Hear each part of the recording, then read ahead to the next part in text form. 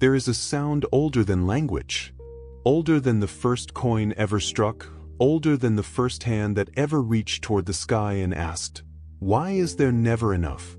That sound has a name, and for thousands of years, it was spoken only inside walls that most human beings were never allowed to enter. Walls made of cedar and gold, anointed with oil, humming with a frequency so precise that scholars have spent centuries trying to decode what was truly happening inside Solomon's temple, not just spiritually but energetically, vibrationally, at the level of pure quantum reality. Today, those walls come down. Today, that frequency finds you because you didn't arrive here by accident. I want you to feel something before we go any further. Place your hand on your chest right now and feel the rhythm underneath your palm. That beat, that ancient, sovereign pulse, has been carrying something inside it your entire life. The code, a resonance, a memory that predates your birth, your parents, your grandparents, and every generation of struggle that came before them.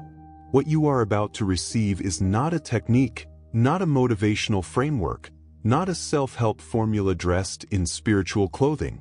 What you are about to receive is a frequency activation, the spoken, felt, and integrated experience of YESERAYE EFFATA, the ancient vibrational command that was embedded into the architecture of the wealthiest structure ever built by human hands. Most people spend their entire lives chasing abundance from the outside.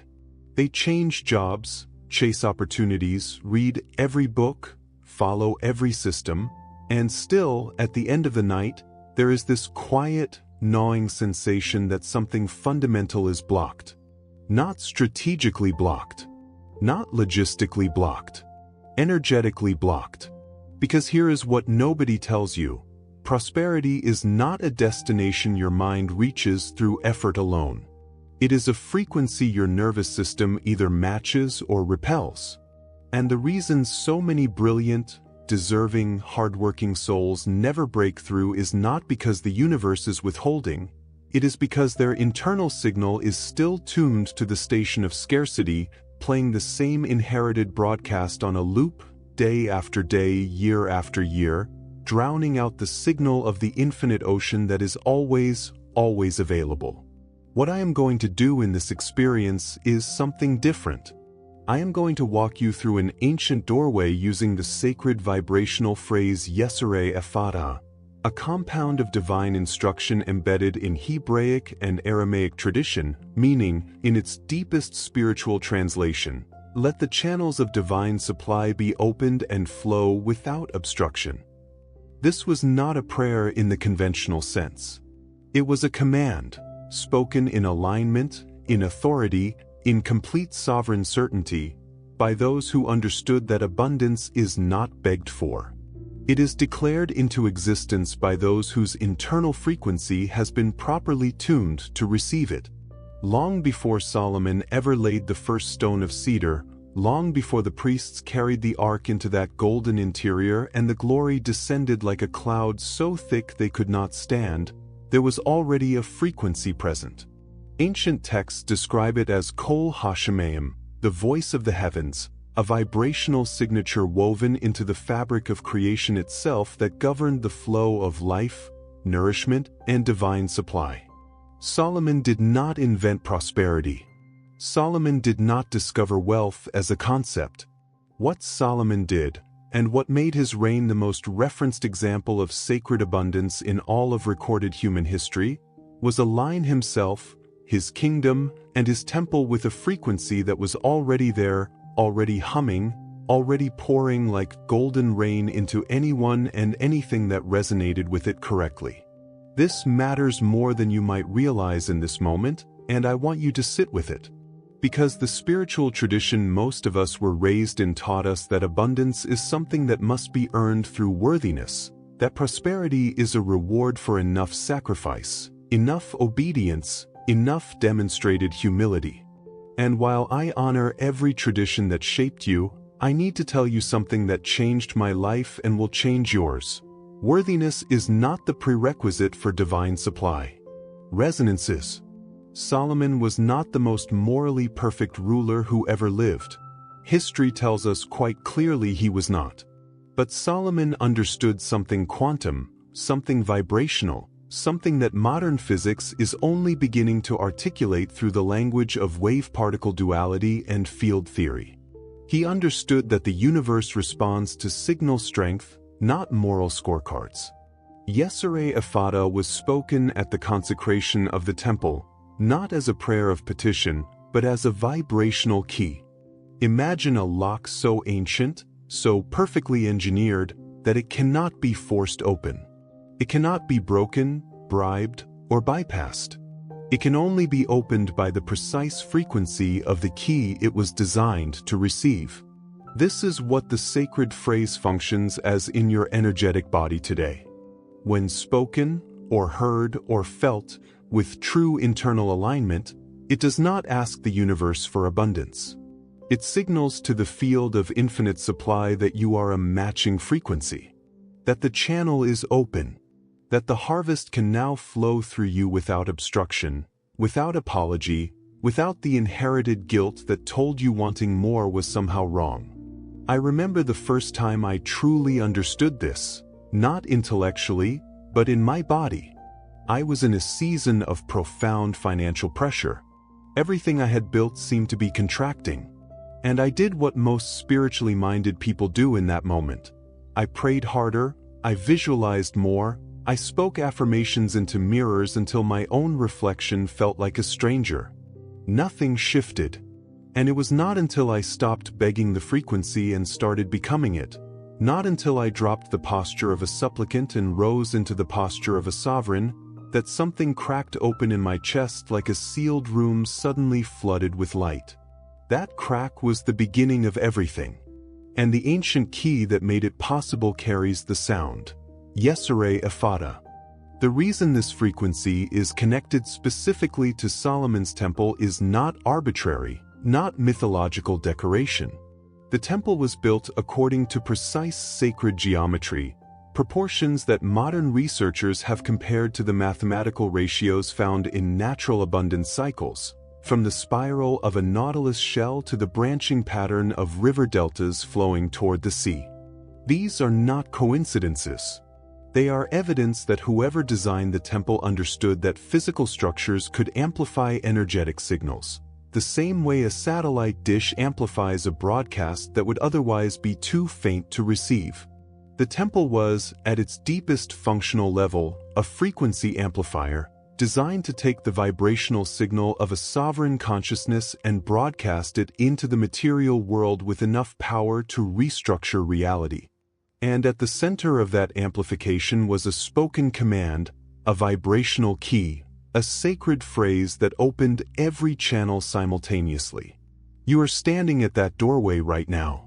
I need you to feel the weight of this moment, not with anxiety, not with desperation, but with the quiet, unshakable certainty of someone who has finally arrived at the right address after a very long journey. The frequency of YESERAYE EFFATA does not belong to a religion. It does not belong to a race, a lineage, or a geographical location. It belongs to consciousness itself, and consciousness, as the ancient architects of Solomon's temple understood, has no walls, no ceiling, and no scarcity. It is the infinite ocean, and every soul who aligns with its frequency becomes not a beggar at the shore, but a sovereign vessel sailing on waters that have no end. There is something that happens to the human body when it enters a space built with intentional sacred geometry. Researchers who have studied ancient structures, from the pyramids of Giza to the great cathedrals of medieval Europe, have documented a consistent physiological response in visitors who enter these spaces without any prior knowledge of their mathematical design. The heart rate shifts. The breath deepens involuntarily. Some report a warmth that begins in the sternum and radiates outward through the arms, as though the body itself is recognizing something the conscious mind has not yet processed. This is not mysticism dressed as science. This is the nervous system responding to a frequency embedded in proportional space, And Solomon's temple was the most precisely calibrated example of this technology that the ancient world ever produced. The dimensions recorded in the Book of Kings are not decorative record-keeping. The inner sanctuary, the Holy of Holies, measured 20 cubits in every direction. A perfect cube. And a perfect cube, in sacred geometry, is not simply a shape. It is a field generator. It is a three-dimensional form that, when constructed with the correct materials in the correct proportions, creates a standing wave inside its own interior, a resonant chamber where certain frequencies are not just present but amplified beyond their natural state. Modern acoustic engineers build concert halls using this same principle, shaping spaces so that sound does not merely travel through them but is transformed by them. Solomon's architects understood this not as architecture but as alchemy, the art of using physical form to elevate invisible energy into a state powerful enough to produce material results. Now here is where this becomes deeply personal to you, because I am not simply describing a historical building. I am describing your internal architecture. The traditions that carried the knowledge of YESERAYE EFFATA forward through generations also carried this understanding, that the human body is itself a temple, built with its own sacred geometry, its own resonant chambers, its own capacity to amplify a vibrational signal from whisper to thunderclap. Your chest cavity functions as a resonant chamber. Your skull functions as a resonant chamber. The space between your ribs when you breathe fully and completely is a sacred geometry that your body creates anew with every single breath. And most people, living in the contracted posture of financial fear and energetic depletion, have never once fully inhabited this architecture they carry everywhere they go. The cedar wood used in Solomon's temple was not chosen for its beauty alone. Cedar contains specific aromatic compounds, cedrine, cedral, that ancient priests understood to quiet the reptilian brain, the part of your nervous system that is constantly scanning for threat, constantly broadcasting the signal of survival rather than the signal of abundance. When the temple was filled with the smoke of cedar and frankincense, it was a neurological technology, a way of dropping the congregation from the frequency of fear into the frequency of receptivity, where the commanded phrase YESERAYE EFFATA could land not in a defended mind but in an open field. I want you to breathe deeply right now.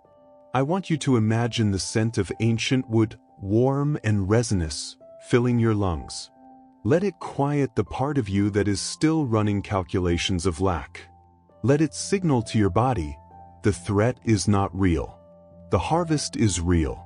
The channel is open. The gold that lined the inner walls of the temple is the detail that most people fixate on, and understandably so, because gold is the universal human symbol of divine supply, of value that does not corrode or diminish. But the gold in Solomon's temple served a function beyond symbolism. Gold is one of the most electrically conductive materials found in nature, and the priests who designed the temple's interior knew, through whatever combination of revelation and empirical observation their tradition gave them, that lining a resonant chamber with a conductive material would cause any vibrational frequency generated inside that chamber to be held, sustained, and reflected rather than absorbed and dissipated. They were building a frequency that could not escape. A prosperity signal so contained and so amplified that standing inside it was like standing inside the sun itself, not burning, but illuminated from within, restructured at the cellular level by the light of divine supply. And this leads us to the secret I mentioned earlier, which we will unlock in just a moment, because the geometry of that golden chamber maps with extraordinary precision onto something inside your own body that you have carried your entire life without knowing what it was capable of. But first, I need you to understand one more thing about the walls of Solomon's temple. They were not silent.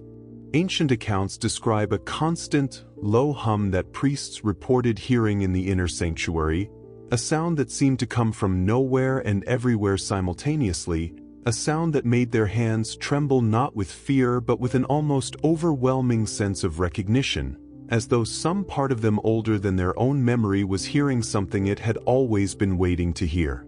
That sound was YESERAYE EFFATA, not spoken, but architectural, built into the walls themselves, humming in the gold, resonating in the cedar, waiting for a consciousness sovereign enough to match its frequency and receive everything it was designed to deliver.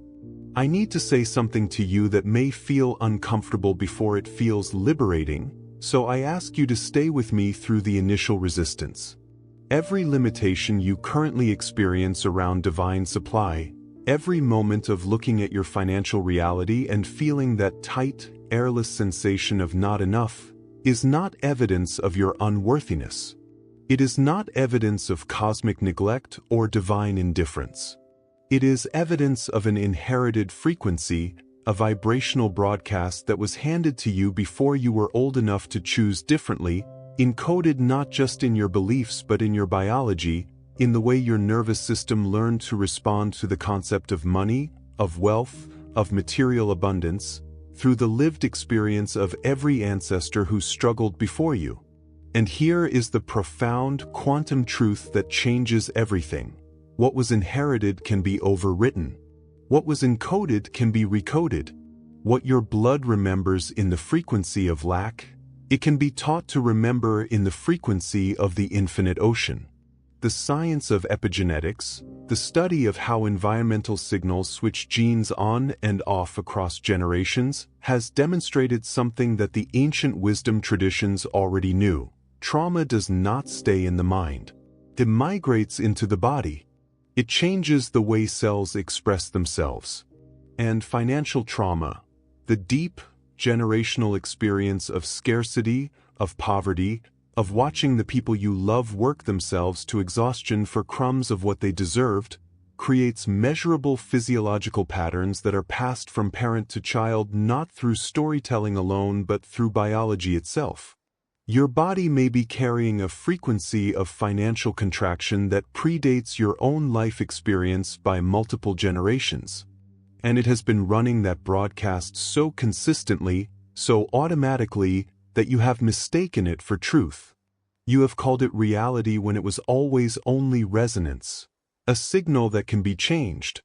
This is where YESERAYE EFFATA operates at its most profound level, not at the level of the conscious mind, not at the level of positive thinking or motivated behavior, but at the level of the body's cellular memory. When this ancient frequency is spoken, heard, and, most critically, felt as a physical sensation in the chest, it does not bypass the mind's resistance. It goes underneath it.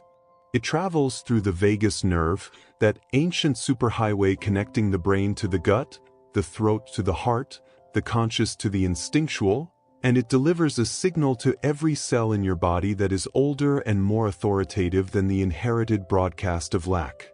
It says, in the language that your biology understands before your thoughts do, the channel is open. The harvest flows.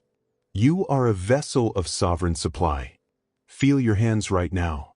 Feel the warmth in your palms. Because if you have been present with this experience, there is a warmth there, subtle but undeniable, like the first light of sun on skin after a long, cold season. That warmth is not imagination. That is your circulatory system responding to a shift in your nervous system's baseline signal. That is your body beginning at the most fundamental physical level to release the contracted posture of scarcity and open into the expansive posture of a being who is aligned with divine supply. Your blood remembers abundance. It remembers it the way a river remembers the sea, not as a distant destination but as its original nature, its inevitable trajectory, the place it has always been moving toward regardless of how many boulders tried to redirect its course. The ancient priests who worked within the frequency of Solomon's temple understood the body as the primary instrument of spiritual activation. This is why the rituals of the temple were so intensely physical. The washing of hands, the anointing of oil on the forehead, the burning of incense that entered the lungs and altered the brain's chemistry within moments of inhalation. They were not performing empty ceremony. They were reprogramming the body's signal, preparing the physical vessel to receive and sustain a frequency that the untreated nervous system would immediately reject as too large, too generous, too abundant to be real. The body had to be prepared to hold prosperity, the same way a new wineskin had to be prepared before it could hold new wine without splitting apart at the seams. Your body is being prepared right now. I want you to sit with that. Not anxiously, not impatiently, but with the quiet, sovereign certainty of someone who knows they are in the middle of a real process, a genuine activation, a frequency shift that does not need your permission to be true. It only needs your presence. And this leads us to the secret I mentioned earlier, because the 3 seals of Solomon that blocked or opened the flow of divine supply in the temple map precisely onto 3 points in your own body, and in the next chapter, I am going to show you exactly where they are and exactly how to unlock them using the full vibrational power of YESERAYE EFFATA. In the esoteric tradition that surrounded the construction and operation of Solomon's temple, there existed a teaching that was never written on the outer walls. It was transmitted only from high priest to high priest, in whispered instruction, in the language of initiated understanding. The teaching was this: between the soul of a human being and the infinite flow of divine supply, there are 3 seals. Not punishments, not moral judgments. 3 energetic valves, and every one of them, when closed, creates a different flavor of lack, a different texture of financial suffering, a different reason why the harvest never seems to fully arrive regardless of how hard the field is worked. And every one of them, when opened through the precise application of sovereign frequency, becomes not merely a neutral channel but an amplifier, a point through which divine supply flows not in a trickle but in a torrent, with the force of water that has been held back for too long finally breaking through into open land. The first seal is located in the solar plexus, that dense, sensitive cluster of nerves just below your sternum that you have certainly felt contract when financial fear strikes. This is the seal of identity, and it governs the deepest question your energetic body carries about abundance. Am I the kind of person who receives this? This seal was formed early, in childhood, in the first moments when you observed how the adults around you related to money, to wealth, to the concept of financial ease. If what you observed was struggle, if what you were taught, explicitly or implicitly, was that prosperity belongs to other kinds of people, then this seal calcified around that belief and has been filtering your abundance signal through that identity ever since. Every opportunity that approached your field was measured against the subconscious verdict of this seal, and if it did not match the identity stored there, it was deflected before your conscious mind ever had the chance to receive it. The second seal sits in the throat, the center of your voice, your declaration, your capacity to speak your sovereign reality into existence. This is the seal of authority, and it governs whether your words carry the weight of a command or the weight of a wish. There is a difference, a vast quantum difference, between speaking abundance as desire and speaking it as decree. When Solomon spoke inside the temple, he did not petition. He did not whisper hopefully into the gilded air and wonder if perhaps the universe might consider his request. He declared. He commanded the frequency into manifestation with the full authority of a sovereign consciousness that understood its own nature as a vessel of divine supply. Most people have never once spoken about their financial reality from this place of unshakable authority. They have hoped, they have wished, they have affirmed, and then immediately contradicted their affirmations with the low, persistent countersignal of doubt running underneath every positive statement like a cold current beneath warm water. The third seal, and this one is the most ancient, the most deeply buried, and the most transformative to open, lives in the heart center. This is the seal of worthiness, and unlike the first seal, which is about identity, this one is about love. Specifically, It is about whether you have given yourself permission at the most fundamental level of your being to be loved by the universe in the form of material provision. Many spiritually sensitive people have unconsciously decided that wanting abundant material supply is somehow in conflict with their spiritual depth, that the truly holy soul wants little, needs little, and demonstrates its devotion through beautiful, dignified poverty. This belief is not spiritual wisdom. It is a wound dressed in the language of virtue, and it has kept more deserving souls in unnecessary lack than almost any other single energetic block in existence. The infinite ocean does not love you less when you receive abundantly from it. It loves you through the abundance. The harvest is not a distraction from the sacred. The harvest is the sacred, made tangible, made real, made present in your hands. YESERAYE EFFATA, spoken now, spoken fully, spoken from the gut and the throat and the heart simultaneously, is the vibrational key that addresses all three seals in a single command. I want you to breathe in deeply as you feel these words move through you.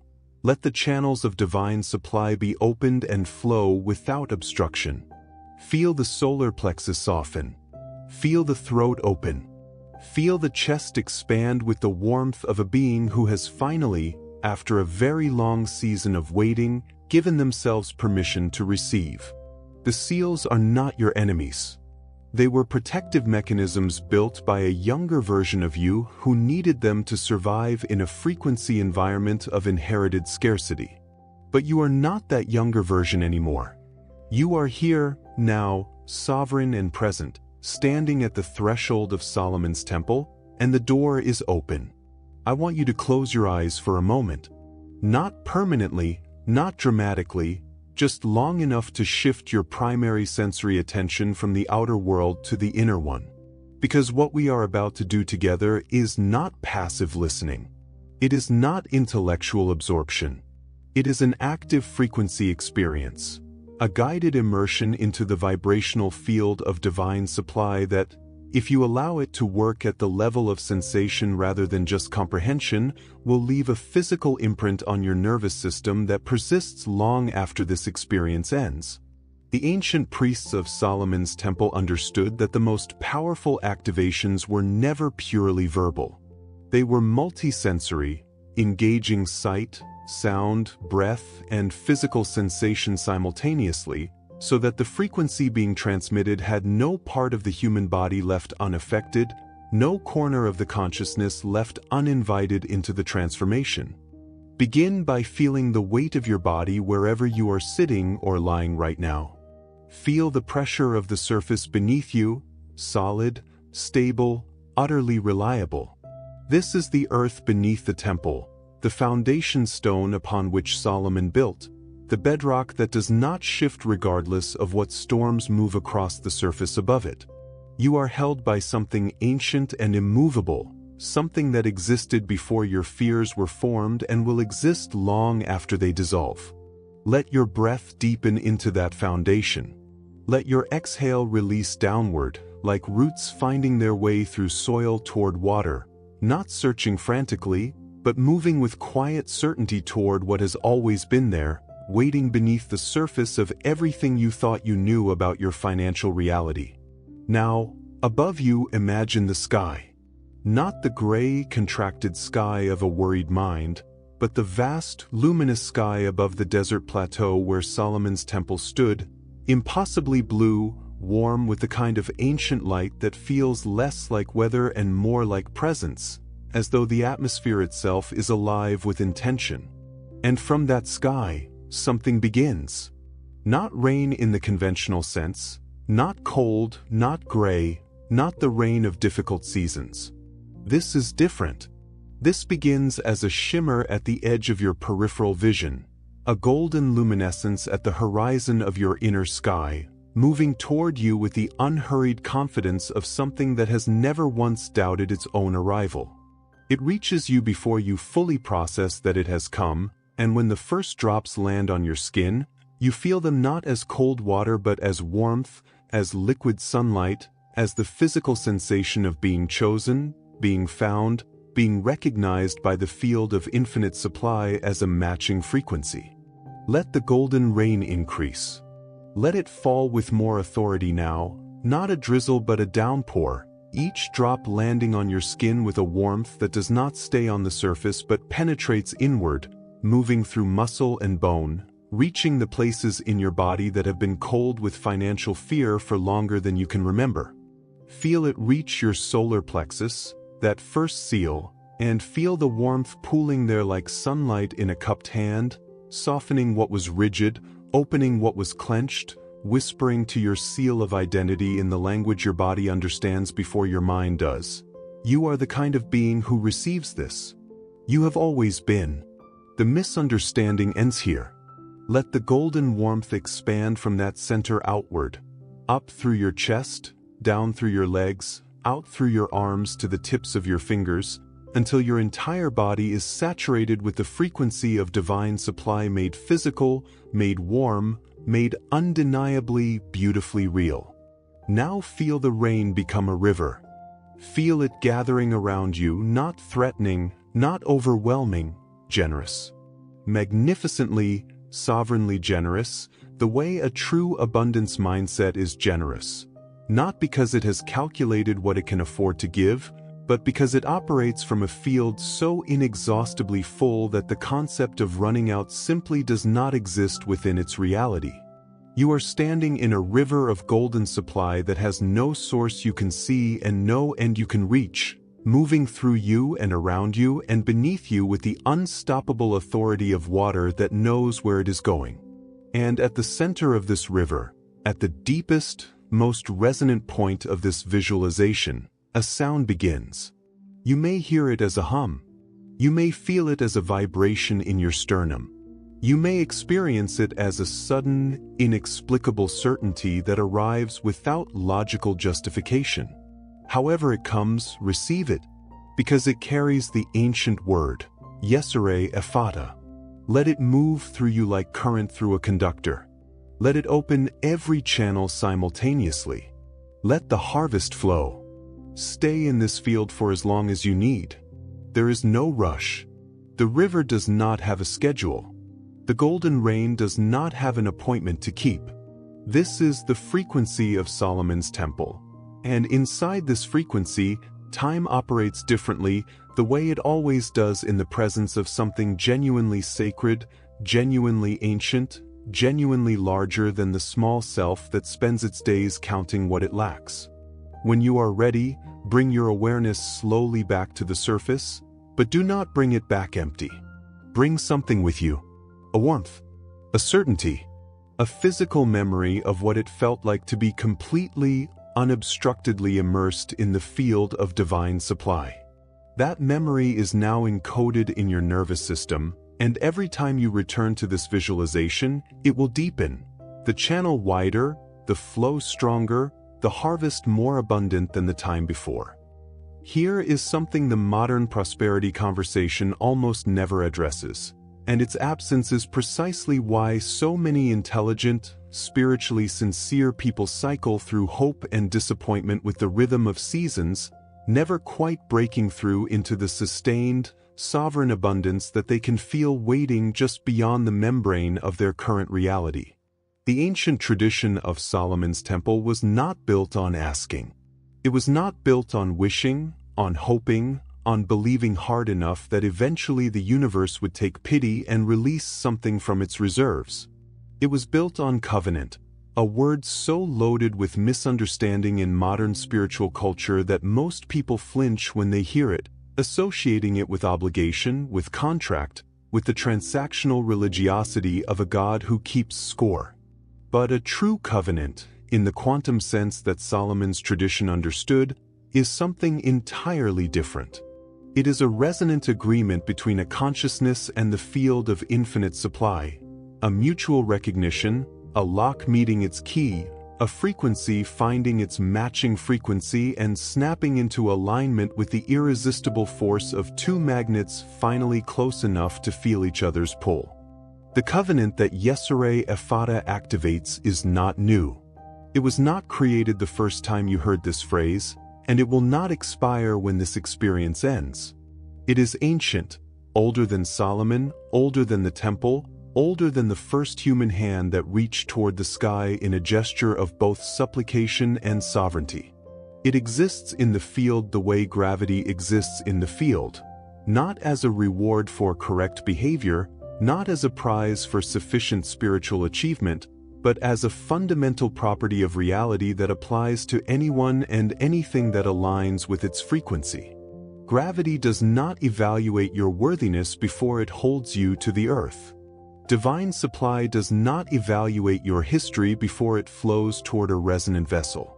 What the covenant says in its most essential translation is simply this: I am the infinite.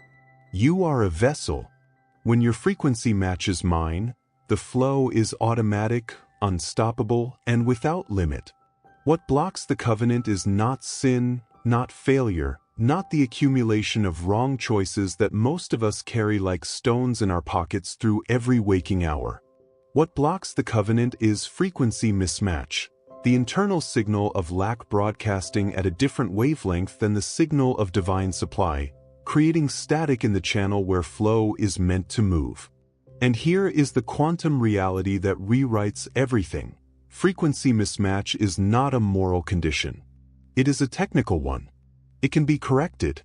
It is being corrected right now, in this moment, through the sustained application of YESERAYE EFFATA as both a vibrational phrase and a lived, embodied, physically felt frequency experience. Every second you spend in genuine resonance with this ancient signal, the mismatch decreases. The static quiets. The channel opens wider. And the covenant, which was always there, always available, always extending the full weight of divine supply toward you, finally finds a clear path into your physical reality. I want to tell you about the moment the covenant became real for me, not as theory, not as beautiful spiritual language, but as undeniable, tangible, material evidence in my daily life. It did not come in a flash of lightning. It did not arrive with trumpets or visions or any of the dramatic spiritual fireworks that our culture has been conditioned to expect from genuine transformation. It came quietly, the way the most profound things always do, in a Tuesday morning, in an ordinary moment, when I noticed that my relationship to financial reality had simply changed. Not through effort, not through a new strategy or a better system or a more disciplined mindset practice. The internal narrative of scarcity that had been running as my background frequency for decades had simply gone quiet, the way a radio station goes quiet when you drive out of its range. And in that quiet, something else was audible, something that had always been broadcasting, always been available, always been reaching toward me with the patient certainty of a signal that knows it will eventually find its receiver. The covenant had always been active. I had simply, finally, tuned into its frequency. This is the quantum truth that the priests of Solomon's temple encoded into every measurement, every material, every ritual of that sacred space. The covenant does not wait for you to be ready. It waits for you to be resonant. And resonance is not a distant achievement. It is not a spiritual black belt earned after years of disciplined practice.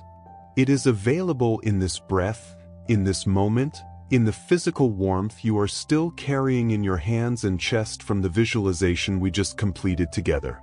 The covenant recognizes resonance instantly, the same way a tuning fork in a room will begin to vibrate the moment another tuning fork of identical frequency is struck nearby, without any physical contact, without any deliberate intention, purely through the irresistible mathematics of matching vibration. You are the tuning fork. YESERAYE EFFATA is the strike. And the covenant is the room filling with sound. And this leads us to the secret I mentioned earlier, because there is one more layer to the quantum covenant that most prosperity teachings never reach, a layer that explains why some people activate the frequency and sustain it while others touch it briefly and then fall back into familiar scarcity. It has everything to do with what we release, not just what we receive. And in the next chapter, I am going to walk you through the most powerful energetic release practice embedded in Solomon's temple tradition, the burning of the scroll that has been writing your scarcity story from the very beginning. Every consciousness carries what the ancient tradition calls a scroll, not a physical document, but an energetic record, a vibrational autobiography written by every experience of lack, every moment of financial humiliation, every inherited belief about money that was pressed into you before you had the vocabulary to question it. This scroll is not written in words. It is written in sensation, in the tight chest of a child who heard their parents argue about bills through a thin wall at night, in the hot shame of a teenager who couldn't afford what their peers had, in the quiet, exhausted despair of an adult who has worked hard enough to deserve abundance 100 times over and still watches it remain just beyond reach. The scroll is long. For most of us, it has been accumulating entries for decades. And as long as it remains unburned, as long as its frequency continues to run in the background of our energetic system, it acts as a countersignal, a persistent broadcast of scarcity that undermines every conscious effort to align with divine supply. The temple priests understood the necessity of release with the same depth that they understood the power of activation. This is why the altar of burnt offerings stood at the entrance to the temple, before the inner sanctuary, before the Holy of Holies, before the place where YESERAYE EFFATA was spoken in its full vibrational authority. You could not enter the frequency of sovereign abundance while carrying the scroll of inherited lack. The offering had to happen first. The release had to precede the reception. Not as punishment, not as payment, but as energetic preparation. The same way you cannot fill a vessel that is already full of something else, no matter how pure and generous the new substance waiting to enter. I want to guide you through the burning right now. Close your eyes again and feel the scroll, wherever it lives in your body. For most people it is in the gut, or the chest, or sometimes in the shoulders, that familiar weight of financial worry that settles there like stones carried too long. Don't analyze it. Don't name every entry on it. Simply feel its weight. Acknowledge that it is real, that it has been real, that the experiences that wrote it were real and deserve to be felt and honored. This is not spiritual bypassing. This is not pretending the struggle didn't happen. This is something more powerful. It is completing the scroll. It is saying, to every painful financial memory encoded in your body's cellular record, I received you. I felt you.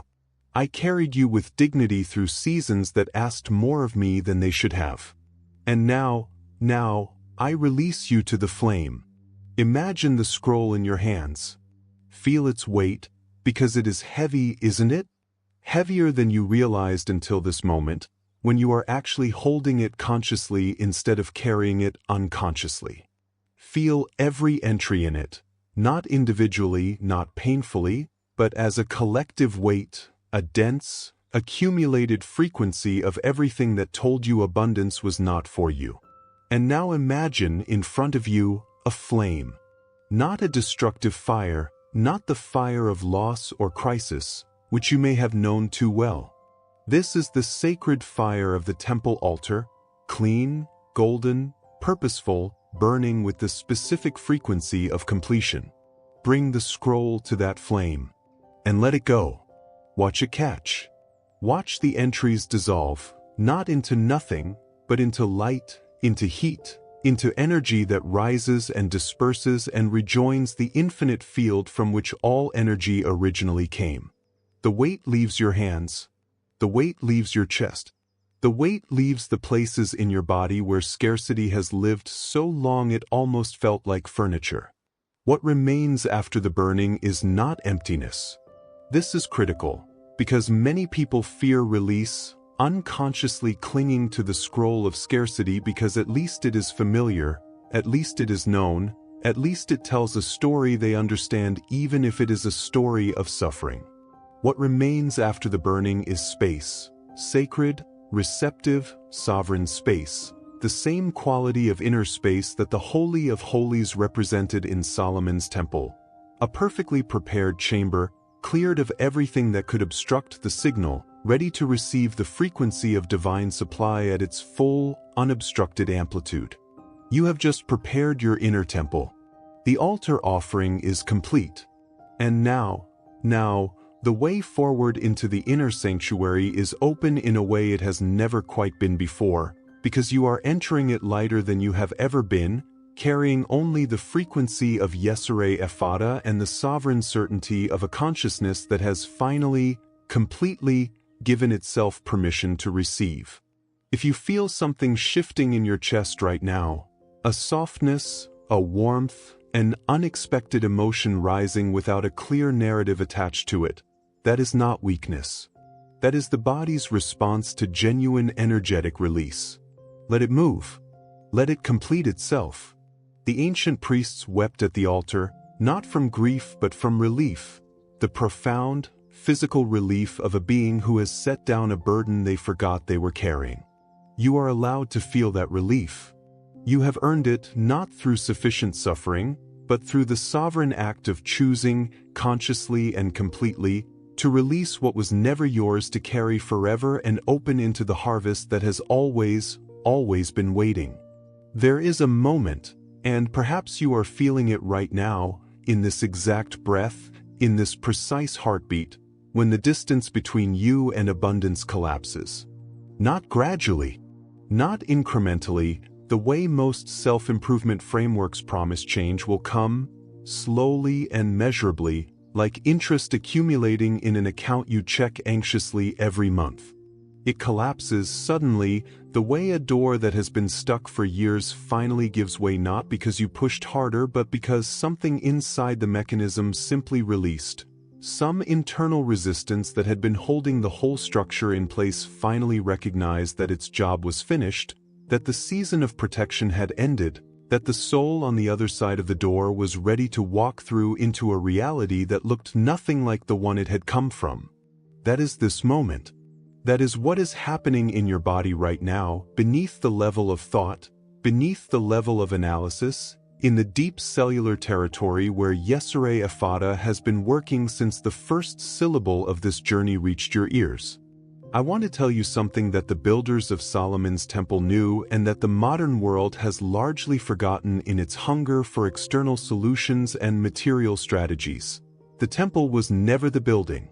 The building was a map. An extraordinarily precise, geometrically sacred, vibrationally calibrated map, pointing not toward a location in Jerusalem but toward a location inside every human consciousness that was ever created. The cedar and the gold, the perfect cube of the Holy of Holies, the altar of release, the inner sanctuary humming with ancient frequency, these were not the destination. They were instructions. They were the architectural language of a tradition that understood what quantum physics is only now beginning to articulate, that the field of infinite supply does not exist outside the human consciousness. It exists as human consciousness, when that consciousness is properly aligned, properly cleared, properly attuned to the frequency of its own sovereign nature. You are the temple.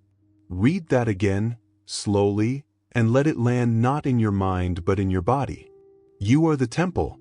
Every chamber we have walked through in this journey, the outer courts of understanding, the altar of release where the scroll of scarcity burned to light, the inner sanctuary of visualization where golden rains saturated every cell of your being, the Holy of Holies where the quantum covenant snapped into alignment with the force of matching frequencies finding each other across the static of inherited lack. Every single one of these chambers exists inside you, was always inside you, has been waiting inside you with the patient, sovereign certainty of something that knows it cannot be destroyed, cannot be forgotten forever, cannot be permanently buried under the accumulated weight of generations of financial fear and spiritual misdirection.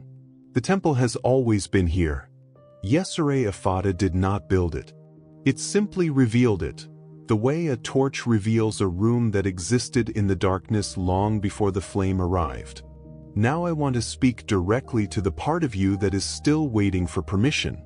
The part that has followed every step of this journey with genuine openness, with real emotional investment, with a body that has been warming and softening and releasing throughout this entire experience, and is still, in some quiet corner of its being, asking, but is it real for me? Is it truly available for someone with my history, my mistakes, my particular flavor of inherited lack and personal struggle? I want to address that part with complete, unhesitating directness. Yes, not as encouragement, not as the spiritual equivalent of a participation trophy. Yes, as a statement of energetic law, as precise and as impersonal as the law of gravity and as equally available to every consciousness that exists within the field it governs. The frequency of divine supply does not have a list of exceptions. It does not maintain a record of who deserves access and who must continue to wait. It responds to resonance alone, and your resonance has been shifting throughout every chapter of this journey, every breath of the Sovereign Breath Protocol, every moment of the Golden Rain visualization, every second you spent holding the burning scroll and feeling its weight leave your hands. The harvest is not coming. The harvest is here, always was, always will be, existing in the eternal present of a field that operates outside the linear time your worried mind has been using to calculate when enough will finally arrive. What changes when YESERAYE EFFATA fully activates inside a human consciousness is not the external world, not immediately, not overnight in the dramatic fashion that the impatient part of us always hopes for. What changes first is the signal, the broadcast your energetic body sends into the quantum field, that constant, automatic transmission of either scarcity or abundance, either contraction or sovereign flow, begins to carry a different frequency. And the field, which has no preference, no agenda, no investment in whether you receive or remain in lack, simply responds to the new signal with the mathematical precision of a universe that has been calibrated for exactly this kind of resonant exchange since before the first stone of Solomon's temple was laid on the bedrock of ancient Jerusalem. You will notice the changes in unexpected places first. This is how frequency shifts always work. They arrive at the periphery before they arrive at the center, the way dawn appears first at the edges of the sky before the sun itself crests the horizon. A conversation that shifts unexpectedly toward opportunity. A door that opens in a direction you had stopped looking. A thought that arrives fully formed, carrying the specific blueprint of a next step that your contracted, scarcity broadcast mind never would have generated, because contracted minds can only generate solutions that fit inside the frequency of the problem they are broadcasting. The expanded mind, the sovereign mind, the mind that has been tuned to the frequency of YESERAYE EFFATA, generates solutions from a completely different level of the field, solutions that look like coincidence to those still operating from the old broadcast, but that feel, to the consciousness that has done this work, like exactly what was always supposed to happen. Carry this frequency with you when you leave this space. Not as a memory of something that happened to you, but as a property of who you now are, a permanent upgrade to your vibrational identity that does not require maintenance, does not require daily reinforcement, does not require you to be spiritually perfect or emotionally consistent or free from doubt on every ordinary Tuesday morning when the old signals try to creep back in through the familiar channels of financial worry and inherited fear. The temple does not need your perfection to stand. It needs only your presence. Your willingness to return again and again to the inner sanctuary where the frequency hums in the gold of your own consciousness, where the cedar of your own nervous system has been quieted and prepared, where the scroll of scarcity has been released to flame and the space it occupied has been filled with the warm, sovereign, unstoppable flow of divine supply that was always your birthright, your inheritance, your original frequency before the world taught you to tune to something smaller. Speak it now, out loud if you are able, because sound is vibration, and vibration in the physical world carries a different authority than thought alone, the same way the spoken word in Solomon's temple carried more activating power than the silent prayer. Speak it from your gut, from your throat, from the open seal of authority in your voice center, from the warm, expanded chest of a being whose seal of worthiness has been unlocked by the golden rain and whose seal of identity has been rewritten by everything that happened in the chapters of this journey.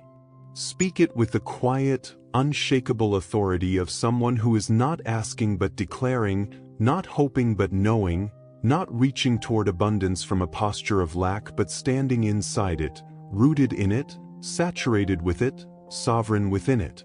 YESERAYE EFFATA. Let the channels of divine supply be opened.